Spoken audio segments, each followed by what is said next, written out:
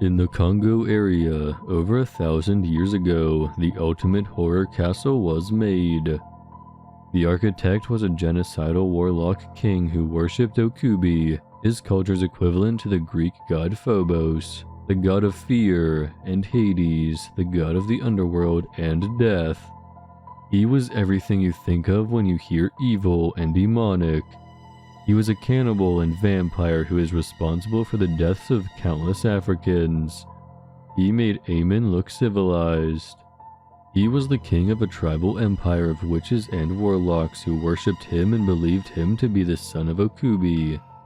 He wanted to build the ultimate palace for his otherworldly father Okubi, and he did. He promised to grant eternal life to all his worshippers if they obeyed his every command in building this. He sent out his warriors to kill and capture all neighboring tribes and transport them to one place, dead or alive.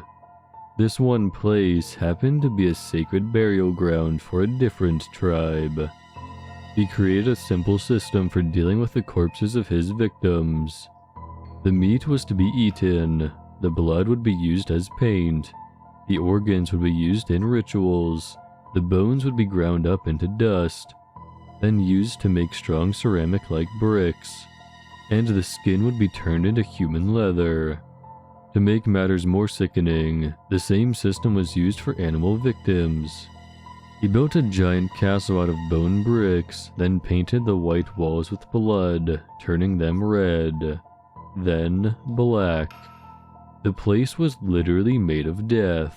He designed the place to also shelter and welcome all the typical animals of horror, snakes, bats, spiders, etc.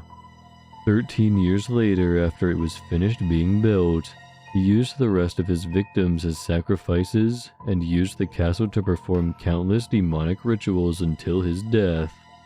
When he died, he was mummified and placed permanently on his throne of bones to watch over the place. The rest of his followers would be mummified and placed on the walls as permanent sentries. The last structure in the palace built was a giant statue of the god Okubi himself, which too was made of bone dust. The statue of the god was clothed in human leather, and his giant teeth were elephant tusks. His so-called father, Okubi, never arrived to claim the palace. The palace ever since has been untouched by man. Even the bravest soldiers in the continent won't go near it, for fear of everything. The place is packed tightly with the ghosts of the victims, creatures of the night, the demons summoned in the rituals, diseases, odors, everything.